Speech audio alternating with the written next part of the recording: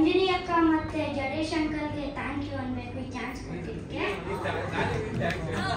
Thank you ಹೇಳ್ಬೇಕು, such a sweet heart. ಮತ್ತೆ ಪ್ರೇಮ್ ಅಂಕಲ್ಗೆ ಒಂದು ಹ್ಯಾಪಿ ಬರ್ತ್ಡೇ.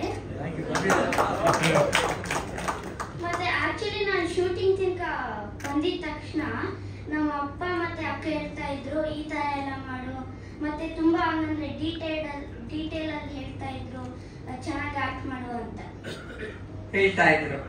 ಮತ್ ನಂಗೊಂದು ಇನ್ಫಾರ್ಮೇಶನ್ ಬಂತು, ವಿಹಾನ್ ಡ್ರೈವರ್ ಸರ್ ಮತ್ತೆ ಮ್ಯಾನೇಜರ್ ಸರ್ ಜೊತೆಗೆ ಒಬ್ರೇ ಬರ್ತಾ ಇದ್ರು ಶೂಟಿಂಗಿಗೆ. ಅಂದ್ರೆ ಫ್ಯಾಮಿಲಿ ಯಾರು ಬರ್ಲಿಲ್ಲ ಅಂದ್ರು ವೆರಿ ಪ್ರೊಫೆಷನಲ್ ಆಗಿ ಅವ್ರ ಕೆಲಸ ಏನಿದೆ ಕರೆಕ್ಟ್ ಟೈಮಿಗೆ ಬಂದು ಮುಗಿಸ್ಕೊಂಡು ಹೋಗ್ತಾ ಇದ್ರು ಅಂತ. ವಿಹಾನ್ ಯಾರಿಂದ ಕಲ್ತಿದ್ದೆಲ್ಲ? ಅಪ್ಪ ಆಬ್ವಿಯಸ್ಲಿ. ಓಕೆ, ಕ್ರಿಕೆಟ್ ಮಿಸ್ ಮಾಡ್ಕೊಂಡ ಇಲ್ಲಿ ವರ್ಕ್ ಮಾಡುವಾಗ ಸೆಟ್ ಅಲ್ಲಿ? ಇಲ್ಲ, ಯಾಕಂದ್ರೆ ನಾವು ಸೆಟ್ ಅಲ್ಲಿ ಕ್ರಿಕೆಟ್ ಅವರು ಡೈರೆಕ್ಟರ್ ಏನು ಪ್ರಾಮಿಸ್ ಮಾಡಿದ್ರಲ್ಲ ಕ್ರಿಕೆಟ್ ಆಡಿಸ್ತಾನೆ ಅವ್ರ ಕೈಲಿ ಆಕ್ಟಿವ್ ಮಾಡಿಸ್ತೀವಿ ಅಂತ, ಅದನ್ನ ಫುಲ್ಫಿಲ್ ಮಾಡಿದ್ದಾರೆ.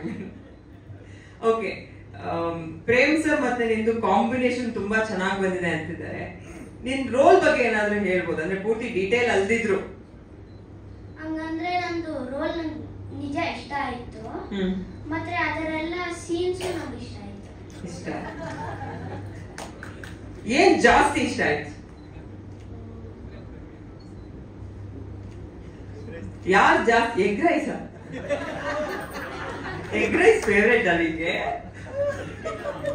ಜೂನಿಯರ್ ಗೌಡನ್ ಸರಿಗೆ ಇಷ್ಟ ಬಂದಿದೆ, ಅದಕ್ಕೆ ಮೊಟ್ಟೆ ಇಟ್ಟಿರೋದು ಪೋಸ್ಟರ್ ಅಲ್ಲಿ.